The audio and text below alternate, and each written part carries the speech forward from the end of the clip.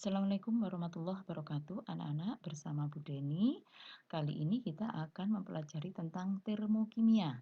Nah, apa itu termokimia? Termokimia adalah ilmu kimia yang mempelajari hubungan antara kalor atau panas dengan reaksi kimia atau proses yang berhubungan dengan reaksi kimia.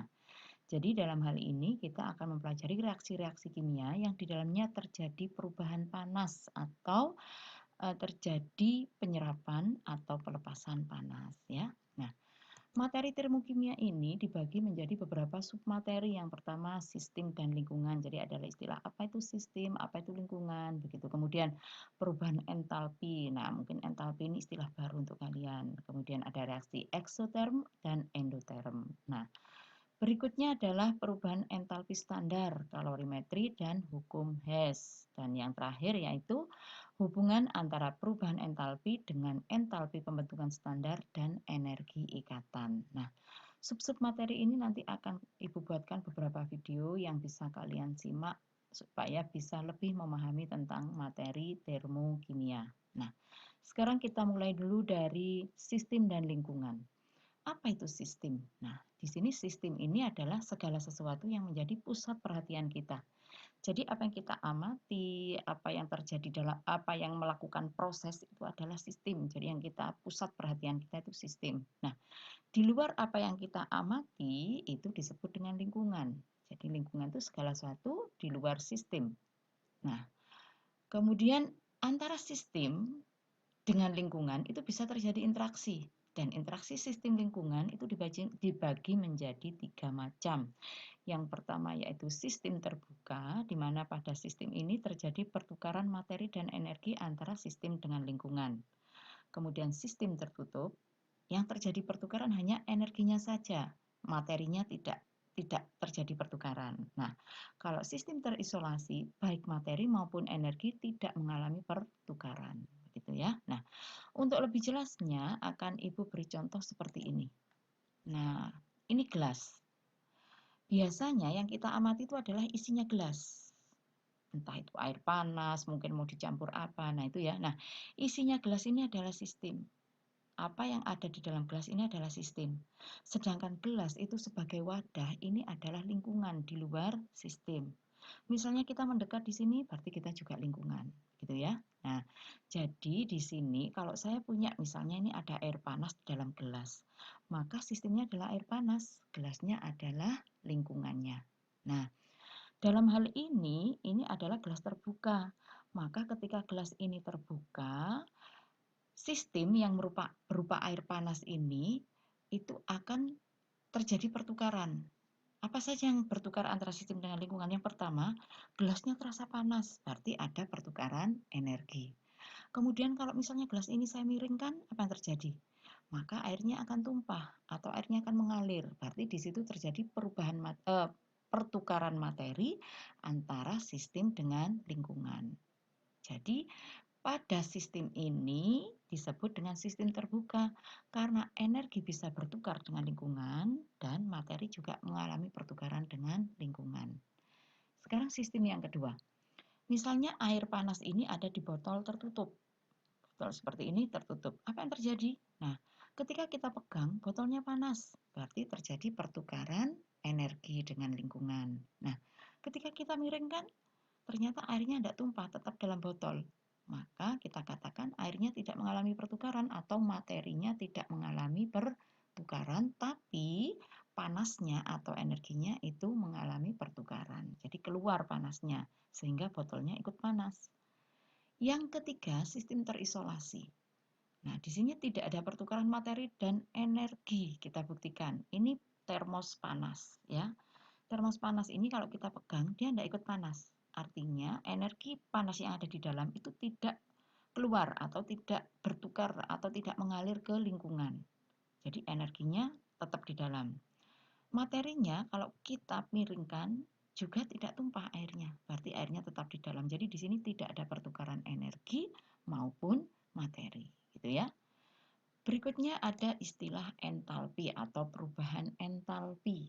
Nah, kenapa yang kita kenal perubahan entalpi bukan entalpinya? Nah, kita lihat dulu. Apa sih entalpi itu? Entalpi itu adalah energi yang dimiliki sistem pada tekanan tetap. Nah, biasanya ini tidak bisa diukur. Karena tidak bisa diukur, yang diukur apa? Yang kita lihat adalah perubahannya atau perubahan entalpi yang dilambangkan dengan delta H. Kalau entalpi saja H, perubahannya adalah delta. Jadi perubahan entalpi itu delta H. Nah, perubahan entalpi inilah yang bisa diukur. Apa itu? Berarti perubahan energi yang menyertai peristiwa kimia atau perubahan kimia pada tekanan tetap. Nah, perubahan entalpi ini bergantung pada keadaan akhir dan awal. Jadi perubahan itu adalah selisih. Selisih keadaan akhir dikurangi selisih keadaan awal atau entalpi akhir dikurangi entalpi awal. Itu untuk mencari perubahan entalpi. Nah, sekarang kita lihat berdasarkan perubahannya ada nama sistem atau reaksi eksoterm dan endoterm. Nah, endoterm ini reaksi di mana kalor itu bergerak dari sistem menuju lingkungan. Artinya di sini sistem melepas kalor. Sistem melepas kalor ke lingkungan. Nah, kalian ingat bahwa entalpi atau delta H itu adalah energi yang dimiliki oleh sistem. Jadi kita melihatnya dari sistem untuk entalpinya ya. Jadi entalpi itu miliknya sistem. Nah, kalau sistem melepas kalor ke lingkungan, maka energinya sistem akan berkurang. Nah, melepas kalor ini disebut reaksi eksoterm. Melepas itu eksoterm ya, melepas kalor. Nah, karena melepas kalor energinya sistem berkurang, maka delta H-nya berharga negatif karena berkurang. Nah, sedangkan reaksi endoterm itu lawannya. Jadi kalor itu masuk dari lingkungan menuju sistem. Jadi sistem di sini menyerap kalor. Karena menyerap kalor, energinya sistem bertambah sehingga delta H-nya berharga positif. Gitu. Nah, kalau dibuat grafik eksoterm itu reaksi berawal dari reaksi di sini, energi bereaksi, kemudian mengalami reaksi dan berakhirnya ada di bawah, lebih kecil atau lebih rendah nilainya dibanding awalnya. Nah, ini yang disebut reaksi eksoterm. Jadi, energi akhir itu nilainya lebih rendah daripada awal. Sehingga kalau dikurangi karena ini lebih kecil, sedangkan awalnya lebih besar, maka delta H-nya berharga negatif. Nah, karena sistem itu melepas energi ke lingkungan, maka suhunya lingkungan akan menjadi naik. Dan kalau kita mengukur dengan termometer, itu yang terukur adalah suhu lingkungan. Jadi kalau suhu lingkungan naik artinya sistem melepas kalor. Kalau melepas kalor berarti reaksinya adalah eksoterm. Nah, sekarang kalau endoterm. Kalau endoterm berawalnya reaksinya ada di sini nih awalnya. Terus mengalami reaksi berakhirnya energinya lebih tinggi daripada awal. Energi akhir lebih tinggi daripada awal. Sehingga kalau ini dikurangi, akhir dikurangi awal hasilnya positif karena akhir lebih besar. Nah, karena sistem itu menyerap energi dari lingkungan, maka energinya sistem bertambah, sedangkan lingkungan suhunya turun karena diserap oleh sistem. Kalau diukur pakai termometer, maka terlihat atau tampak bahwa suhu lingkungan itu turun. Jadi dalam termometernya turun. Berarti itu sistem menyerap kalor atau disebut dengan sistem reaksi endoterm ya. Nah, kalau dilihat dalam bentuk diagramnya begini. Jadi energinya reaktan atau energi awal lebih tinggi daripada energi akhir. Jadi akhirnya di bawah sehingga diagramnya itu panahnya menuju ke bawah, turun panahnya. Kalau endoterm awalnya lebih rendah daripada akhir, jadi akhirnya lebih besar. Sehingga diagramnya naik. Karena itulah dia berharga positif, yang diagramnya turun berharga negatif.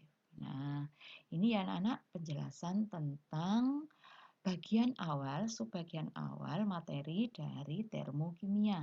Mudah-mudahan kalian bisa memahami. Untuk video berikutnya, Ibu akan melanjutkan dengan perubahan entalpi standar ya. Nah, silakan disimak yang ini dulu, dipahami dulu.